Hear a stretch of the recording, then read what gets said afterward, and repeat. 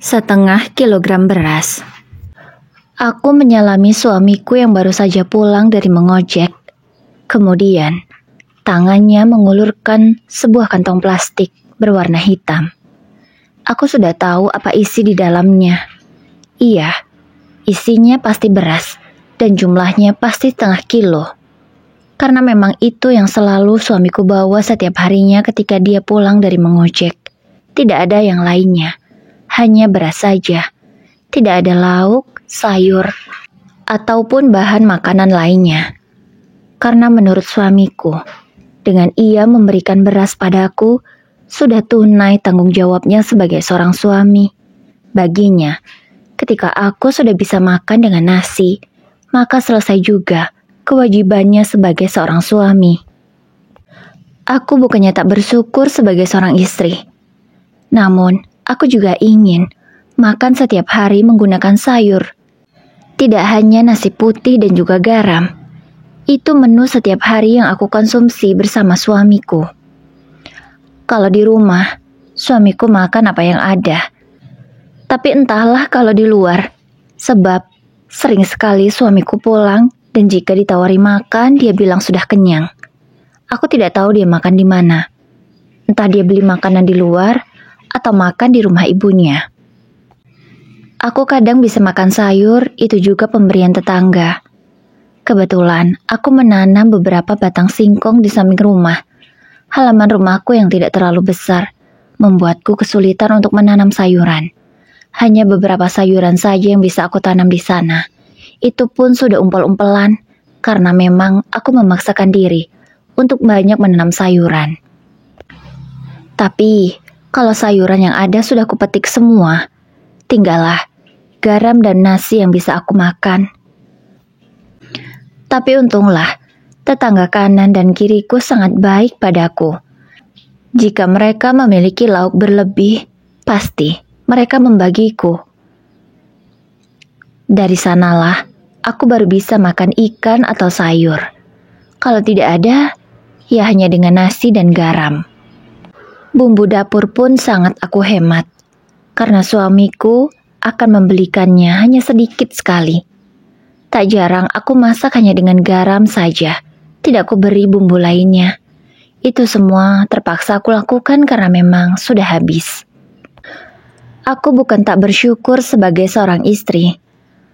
Seandainya suamiku sudah berusaha semaksimal mungkin dan memang belum ada, aku akan menerimanya dan aku ikhlas menjalani kehidupan rumah tanggaku ini.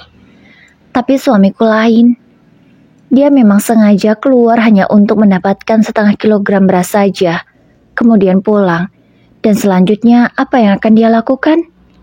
Suamiku itu akan tidur sepanjang hari dan bangun di sore hari hanya untuk makan. Di malam harilah baru kami bisa mengobrol. Lanjut lagi, malam tidur sampai pagi. Itulah usaha suamiku setiap hari. Dia hanya mengojek di pagi hari saja. Itu pun hanya sebentar. Kalau kuperkirakan mungkin dia hanya menarik 2 penumpang saja. Penumpang pertama ia gunakan untuk mengisi bensin, sementara penumpang kedua ia gunakan untuk membeli setengah kilogram beras. Aku benar-benar stres dengan semua ini. Aku padahal belum lama menikah dengan Bang Jamal, tapi suamiku itu sudah semena-mena padaku. Kalau tidak karena terlanjur hamil, mungkin aku sudah menyerah dengan rumah tangga ini. Tapi tidak mungkin aku melakukannya, sebab sekarang aku sudah berbadan 2. Di pernikahanku yang ke-6 bulan, aku sudah hamil 4 bulan. Dan 5 bulan lagi aku akan melahirkan. Tapi aku dan suamiku belum memiliki tabungan sepeser pun. Bahkan untuk makan sehari-hari saja kami sangat kesulitan. Sebenarnya, kalau suamiku mau berusaha lebih keras lagi, pasti bisa mendapatkan uang 100.000 sehari. Tapi apa yang Bang Jamal lakukan? Ketika sudah mendapatkan bensin seliter dan beras setengah kilo, dia langsung pulang dan tidak mau mengojek lagi. Sebenarnya, kalau bisa mendapatkan uang 100.000 sehari, aku bisa menabung untuk biaya persalinan. Tapi, apalah daya. Marah kepada suami pun percuma. Dia akan balik marah kepadaku, jauh lebih galak. Kalau tidak karena dijodohkan oleh orang tua, Aku tidak mau menikah dengan Bang Jamal. Aku sudah tahu bagaimana perangainya selama ini. Tapi karena ibuku selalu meyakinkan bahwa Bang Jamal akan berubah setelah menikah denganku, akhirnya aku mau. Tapi nyatanya apa? Sudah 6 bulan dia belum berubah juga. Masih tetap sama, masih pemalas, dan hanya mikir untuk perut saja. Itu pun pas-pasan sekali, hanya makan dengan nasi dan lauk seadanya. Namun selama ini aku tak pernah menceritakan bagaimana sikap Bang Jamal padaku. Aku masih menutup rapat aib suamiku ini. Sebab aku juga tidak ingin melihat orang tuaku sedih jika mengetahui bagaimana keadaan rumah tanggaku yang sesungguhnya. Setelah memberikan bungkusan kantong hitam itu padaku, suamiku langsung masuk kamar tanpa mencuci tangan dan kakinya terlebih dahulu. Dia langsung merebahkan tubuhnya di atas kasur. Dan sudah dapat dipastikan setelah ini pasti dia akan tidur sampai sore. Melihat pemandangan ini setiap hari membuat aku terasa jenuh. Kutinggalkan suamiku. Aku langsung masuk ke dapur. Aku membersihkan tungku kayuku yang sudah mulai penuh dengan abu. Aku gunakan abu itu untuk memupuk tanaman yang ada di belakang rumah. Lumayan. Walaupun tidak terlalu banyak unsur hara yang terdapat di dalamnya, tapi setidaknya tanamanku mendapatkan pupuk walaupun sangat seadanya. Tapi aku tak langsung memupukkan abu yang baru aku keluarkan itu. Karena tidak bagus, aku menyimpannya hingga beberapa hari, barulah aku pupukkan pada tanaman. Kebetulan sudah banyak juga pupuk yang aku simpan. Sudah cukup untuk memupuk semua tanamanku. Aku berharap tanamanku bisa mengerti keadaanku dan tumbuh lebih cepat sehingga setiap hari aku bisa memakan sayur.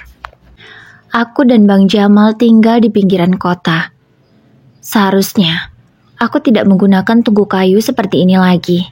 Namun keadaan yang memaksa. Namun untungnya, di sekitaran rumah tempat tinggalku masih ada banyak pohon. Dan kayu-kayu keringnya bisa aku manfaatkan untuk kayu bakar.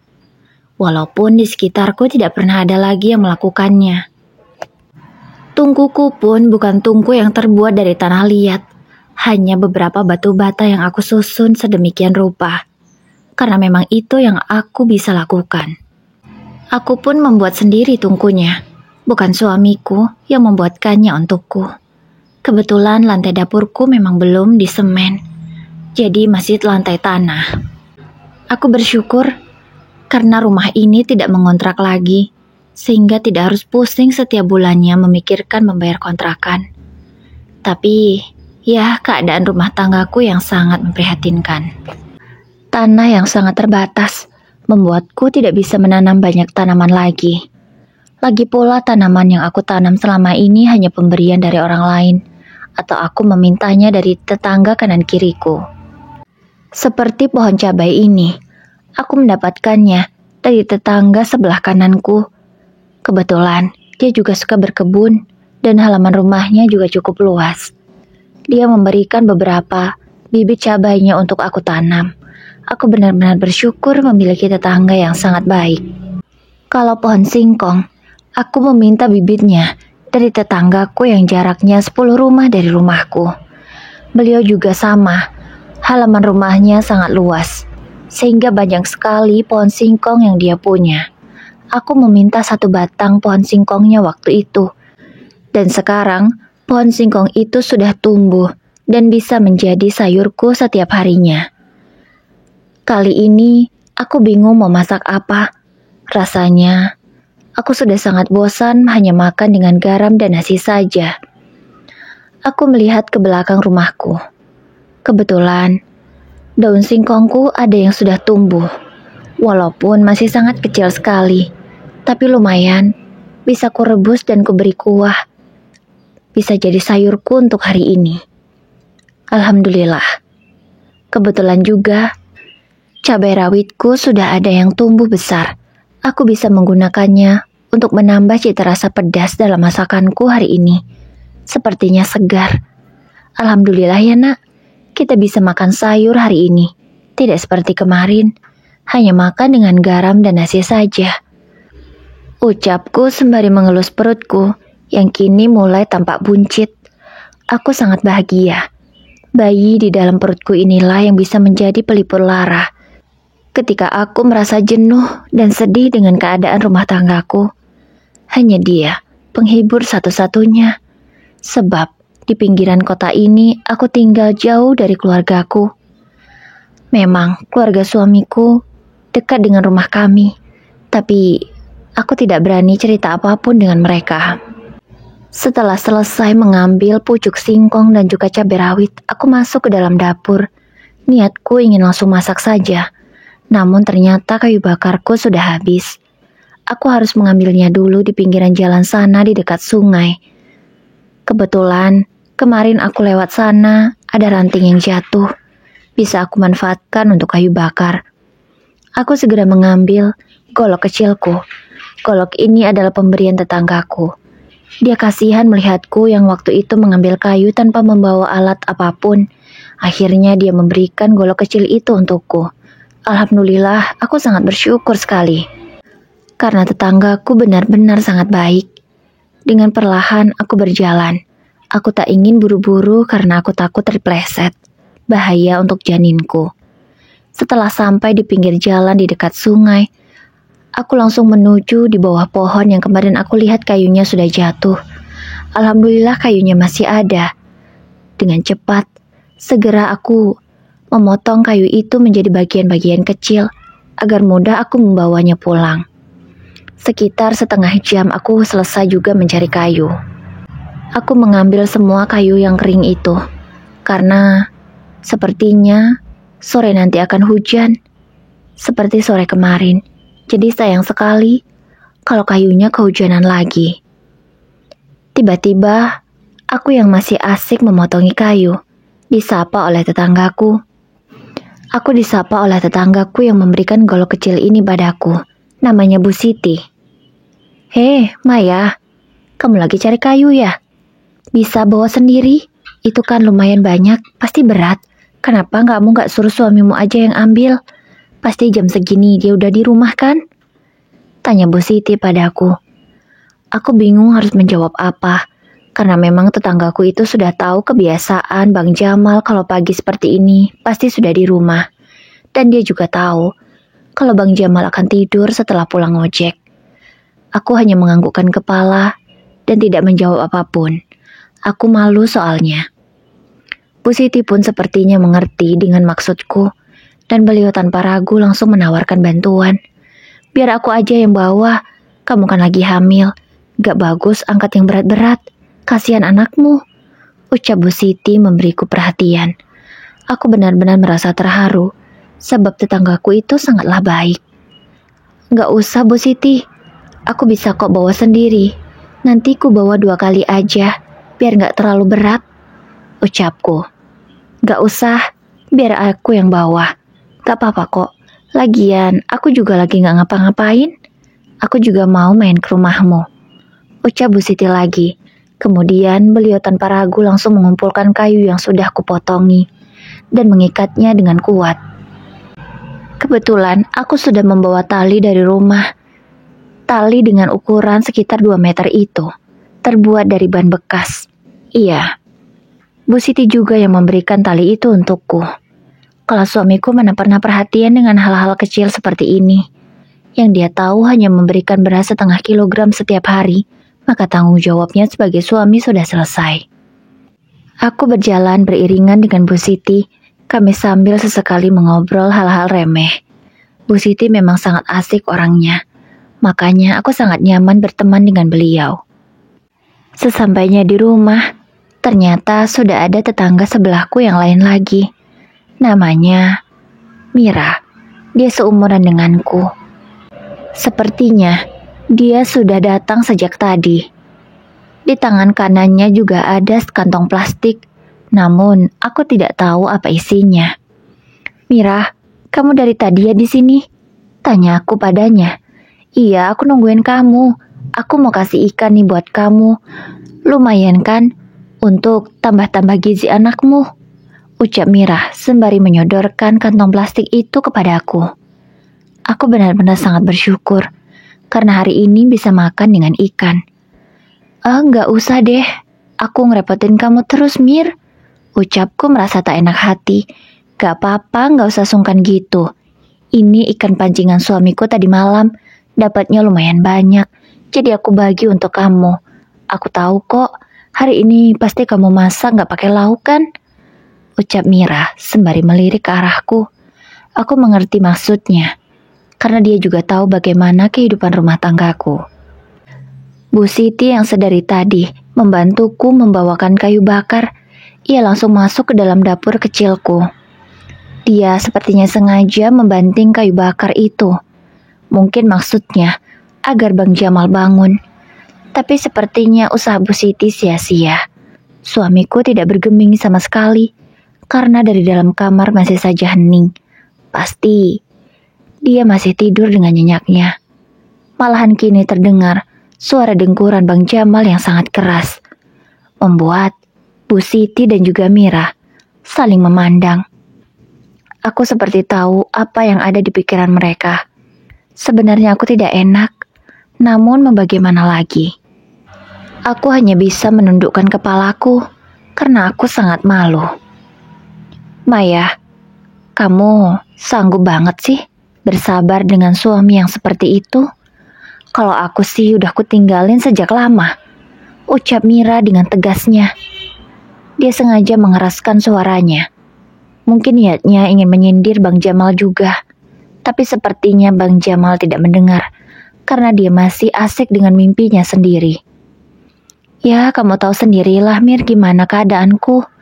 Aku kan sudah terlanjur hamil. Gak mungkin aku berpisah dengan Bang Jamal. Jadi mau tidak mau aku harus bersabar. Dan aku juga selalu berdoa semoga Bang Jamal bisa berubah nanti. Mungkin dengan anak kami yang akan lahir, Bang Jamal bisa berubah dan rajin bekerja. Tidak malas-malasan lagi. Ucapku dengan lirih karena aku takut kalau Bang Jamal akan mendengar ucapanku. Ya sudah Mai, semoga suamimu bisa berubah ya. Kami sebagai tetanggamu juga ikut mendoakan yang terbaik untukmu. Aku turut prihatin ya Mai, ucap Bu Siti padaku. Terima kasih ya Bu Siti. Mira, kalian sangat baik selama ini. Kalau tidak ada kalian, mungkin aku tidak tahu bagaimana nasibku. Karena di sini aku tidak memiliki siapapun. Ada sih keluarga suami, tapi tidak mungkin kan aku bergantung pada mereka. Yang ada nanti malah salah paham. Ucapku sembari masih menunduk, karena aku merasa sangat malu.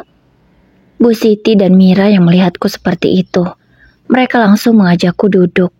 Kebetulan di belakang rumah ada bekas pondasi, sepertinya itu bekas rumah yang lama. Iya, rumahku ini baru dibangun dan diperkecil karena bangunan yang lama sangatlah besar. Di bekas pondasi itulah aku, Mira dan juga Bu Siti duduk bersama. Kami mengobrol ringan, tidak membicarakan orang lain tapi ya, kami sesekali bercanda saja. Hingga aku baru teringat kalau belum masak. Aku bicara dengan tidak enak hati pada Mira dan juga Bu Siti. Maaf ya, aku sepertinya tidak bisa lanjut mengobrol dengan kalian karena aku belum masak. Takut Bang Jamal bangun dan belum ada apa-apa. Maaf ya, ucapku tidak enak hati pada Mira dan juga Bu Siti. Iya gak apa-apa, santai aja. Lagian kami mau pulang. Pasti sebentar lagi anakku pulang, ucap Mira padaku. Iya, ibu juga udah capek mau istirahat, ucap Bu Siti kemudian.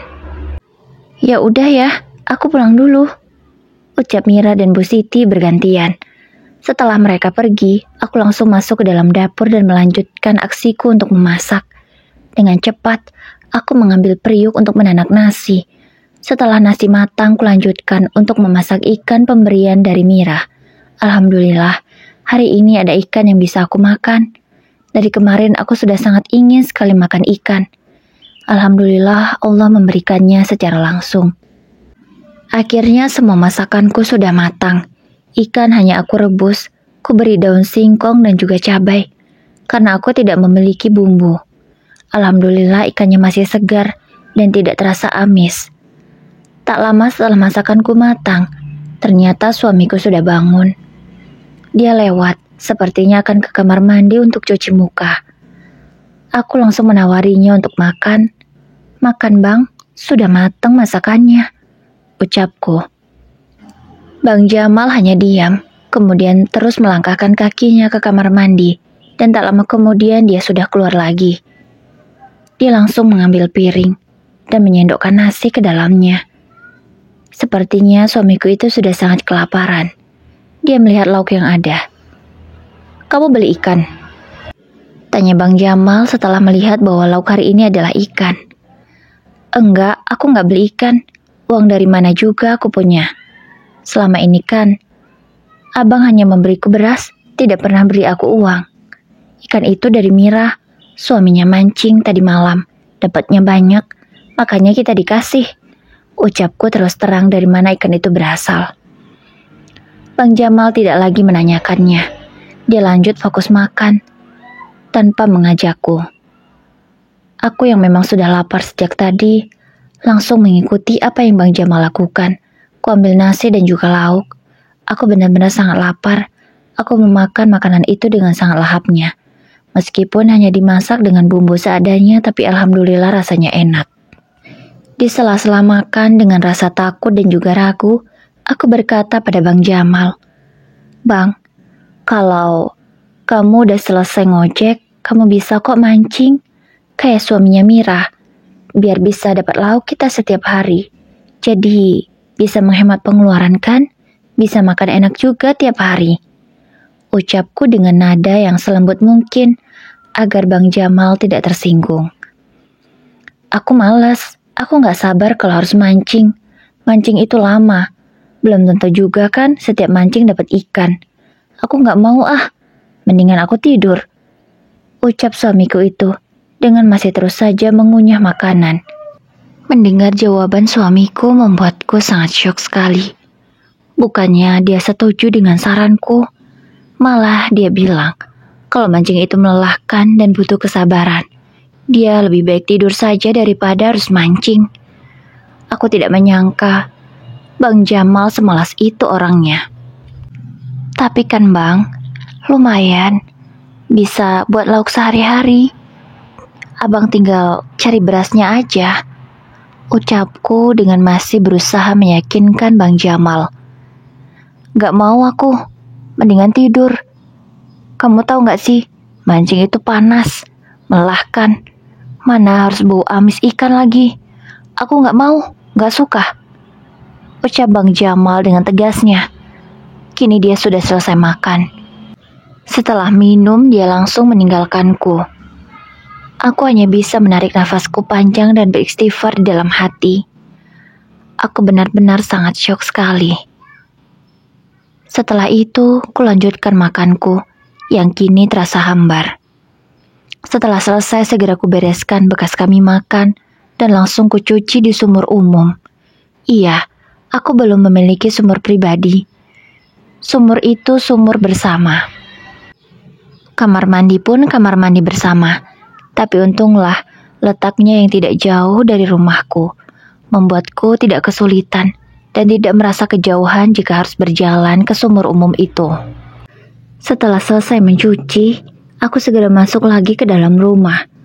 Kuletakkan piring-piring yang sudah bersih ke dalam rak piring sederhana milikku. Rak itu terbuat dari kayu. Kondisinya yang sudah tua membuat dia hampir roboh.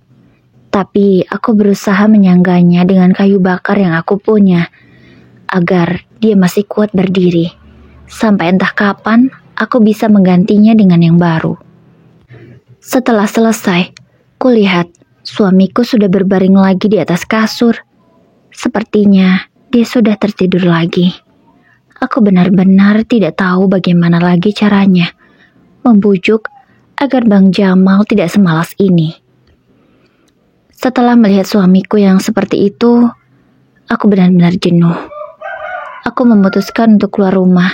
Aku duduk di teras rumahku yang sangat kecil. Teras rumah dengan jalan jaraknya hanya dipisahkan oleh selokan. Mungkin lebarnya hanya sekitar 1 meter saja. Kalau melihat tetanggaku yang tidak jauh dari rumahku berjualan, aku ingin sekali seperti mereka. Meskipun di sekitar rumahku ini hanyalah orang-orang yang memiliki penghasilan di bawah rata-rata, tapi anak-anak mereka masih bisa jajan. Dan lumayan, kalau mendapatkan untung sehari 10 atau 20 ribu, bisa untuk memenuhi kebutuhan hidup. Tapi bagaimana? Aku tidak memiliki modal. Mau minjam pun minjam ke siapa? Siapa juga yang mau memberi pinjaman padaku yang tidak memiliki jaminan apapun? Meminta pada Bang Jamal pun percuma, karena dia sendiri juga tidak punya uang. Sebabnya itu, dia ngojek hanya untuk isi bensin 1 liter. Dan untuk membeli beras 0,5 kilo, kemudian pulang. Padahal setauku, ada juga tetanggaku yang berprofesi sama seperti Bang Jamal. Dia mengojek, dan penghasilannya bisa 80 ribu sampai 100 ribu setiap hari. Karena dia ngojek dari pagi sampai sore. Tidak seperti Bang Jamal, yang hanya ngojek di pagi saja. Dan setelah mendapatkan uang 20 ribu dia langsung pulang. Rumah kami juga tidak menggunakan listrik. Cahaya yang kami dapatkan ketika malam hari adalah dari tetangga samping kanan kiri dan juga depan. Alhamdulillah, cahaya dari rumah mereka cukup untuk menerangi malam rumah kami.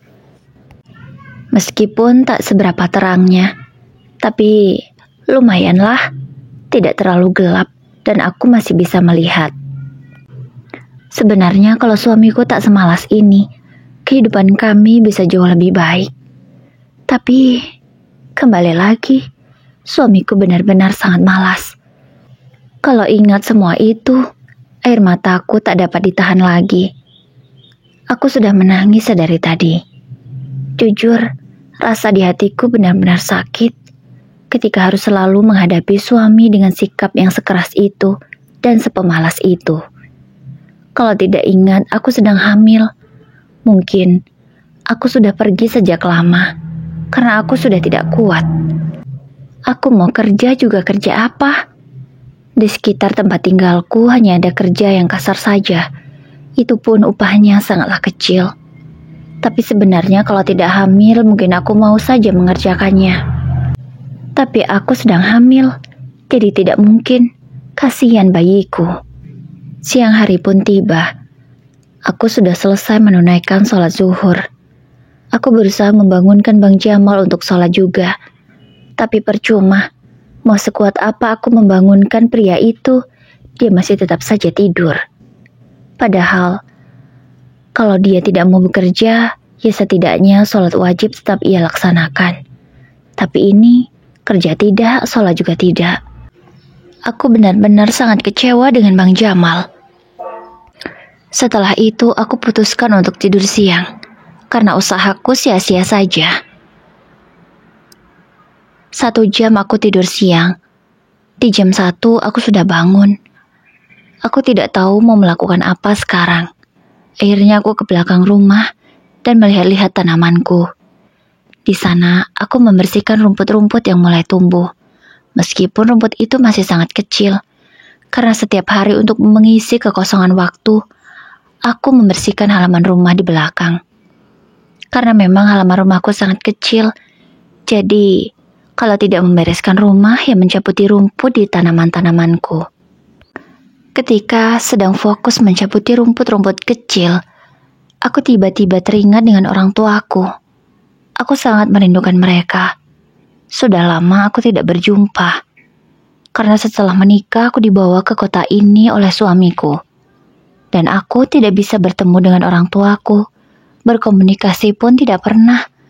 Karena Bang Jamal tidak mengizinkanku menelpon orang tuaku. Mungkin dia takut jika aku akan mengadu tentang kehidupanku di sini pada orang tuaku.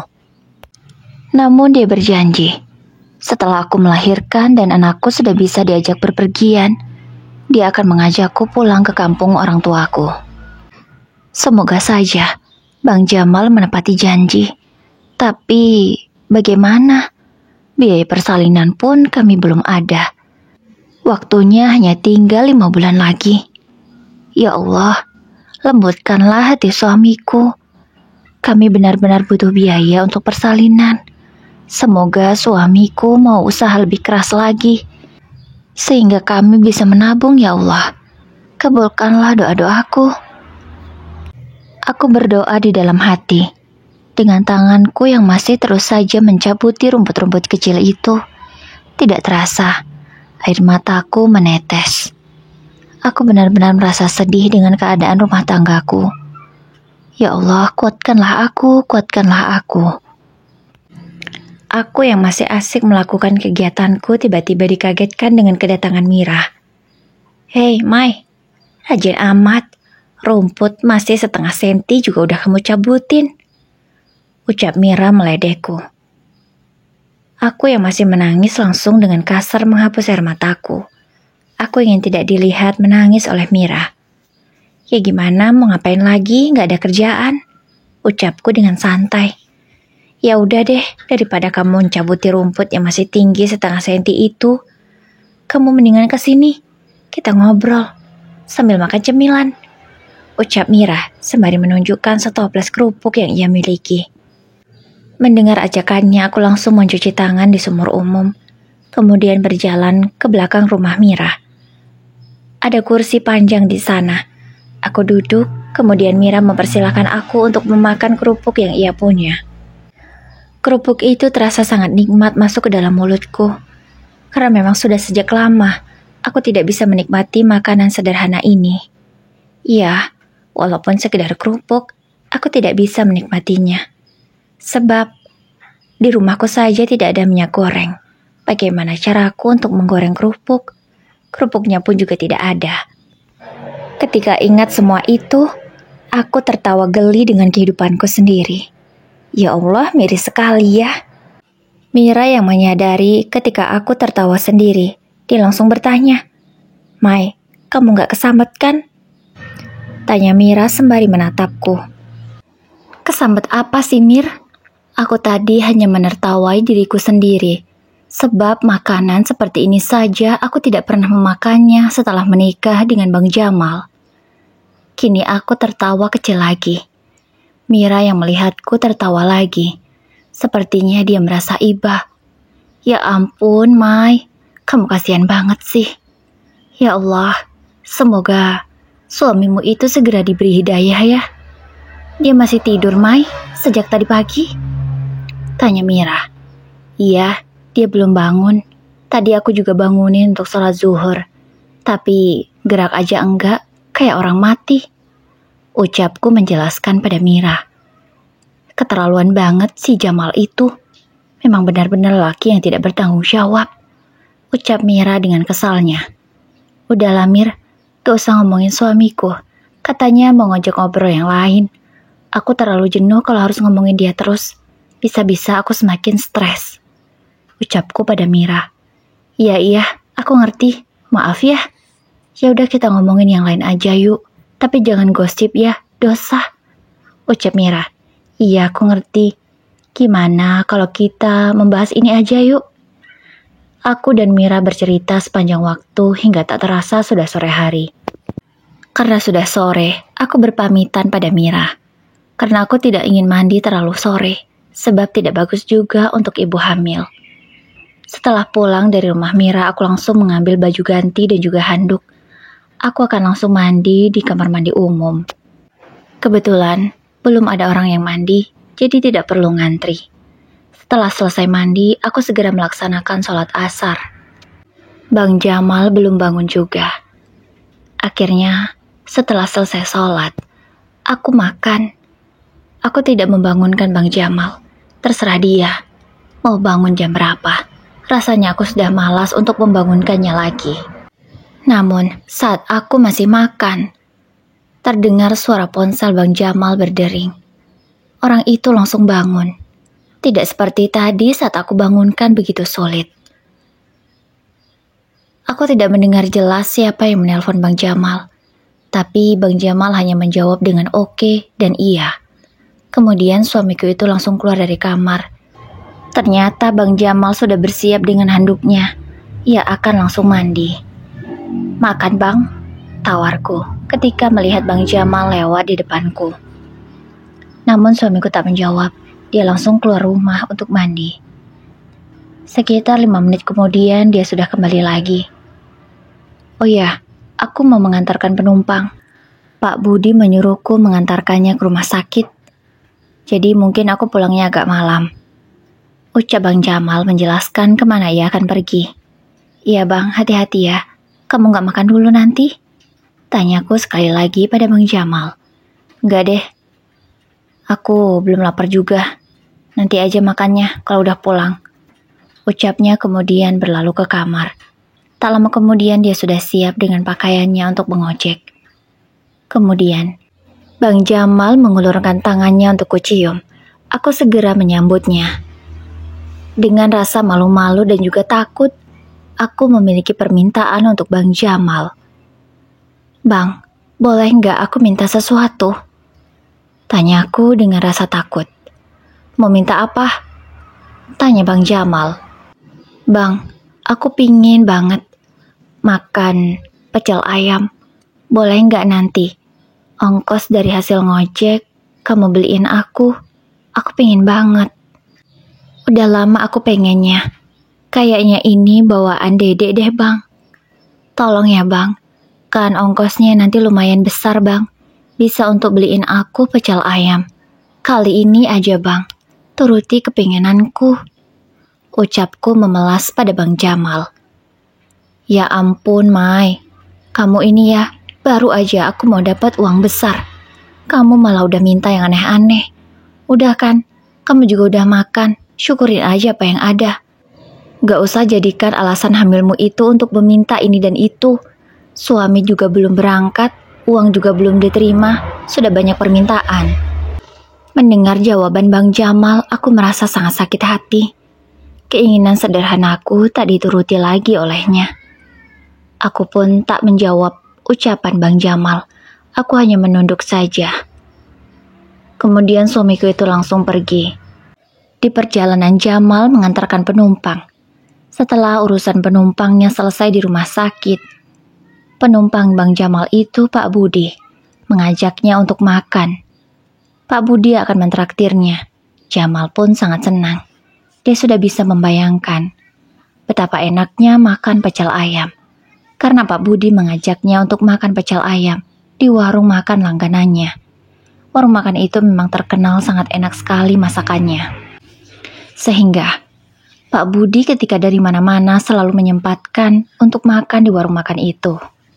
Setelah sampai di depan warung makan pecel ayam itu, Jamal memberhentikan motornya dan langsung dia parkir. Pak Budi langsung bergegas memesan 2 porsi nasi pecel ayam, satu untuknya, satu untuk Jamal. Mereka pun segera mencari bangku yang kosong. Tak lama kemudian pesanan mereka sudah datang. Dengan lahap, keduanya menyantap makanan itu karena memang perut mereka terasa sangat lapar sedari tadi. Jamal, kamu pesan satu lagi untuk istrimu. Pasti dia belum makan kan? Ucap Pak Budi pada Jamal, menawarinya untuk membungkuskan satu untuk Maya. Gak usah Pak Budi, pasti Maya udah makan kok di rumah. Gak perlulah, ini saja sudah sangat merepotkan untuk Pak Budi. Ucap Jamal merasa tidak enak hati. Padahal dia teringat bahwa istrinya sangat ingin sekali makan pecel ayam. Namun, dia menolak tawaran dari Pak Budi. Gak apa-apa, kalau gak dimakan sekarang kan bisa besok, masih enak juga kok. Ucap Pak Budi. Tapi Jamal terus menolak, hingga akhirnya mereka selesai makan dan ingin langsung pulang. Pak Budi tidak jadi memesankan untuk Maya karena Jamal menolak. Pak Budi hanya membayar 2 porsi makanan mereka. Setelah itu, keduanya pulang. Sesampainya di rumah, Jamal mengetuk pintu dengan kerasnya. Dia takut jika istrinya sudah tidur dan tidak mendengar. Maya memang sudah tertidur. Dia terbangun karena mendengar suara ketukan Jamal yang lumayan keras. Mas, kamu udah pulang? Ucap Maya kemudian menyalimi tangan suaminya. Dia melihat ke arah tangan Jamal. Lelaki itu tidak membawa apapun. Itu artinya pesanannya tadi tidak dibelikan oleh suaminya. Mas, kamu nggak beliin pesananku tadi? Tanya Maya dengan sangat hati-hati karena dia juga takut. Ya ampun, kamu ini ya Benar-benar gak bersyukur. Sudah makan juga, masih ingin makan yang lain. Nih, uang 50.000, ongkos yang aku terima dari Pak Budi. Besok kamu bisa beli sendiri apa yang kamu mau. Tapi ingat ya, uang 50.000 ini untuk 3 hari. Harus cukup, aku gak mau tahu. Ucap Jamal dengan tegasnya. Kemudian pria itu langsung masuk ke dalam kamar dan merebahkan tubuhnya. Aku capek, mau tidur. Ucap Jamal dari dalam kamar. Maya yang menerima uang 50.000 itu merasa senang. Karena selama ini, Jamal tak pernah memberikannya uang. Hanya beras 0,5 kilogram lah. Nafkah yang suaminya itu berikan. Tapi, Jamal tadi berkata bahwa uang 50.000 ini harus cukup untuk 3 hari. Dan dia menyuruh Maya untuk membeli sendiri keinginannya. Mana cukup uang 50.000 untuk membeli ayam. Tapi semoga saja, besok boleh aku beli ayam walaupun hanya sepotong. Setidaknya keinginan anakku ini bisa terpenuhi. Batin Maya dalam hati. Sebenarnya dia sedih, namun apalah daya, dia hanya bisa berpasrah.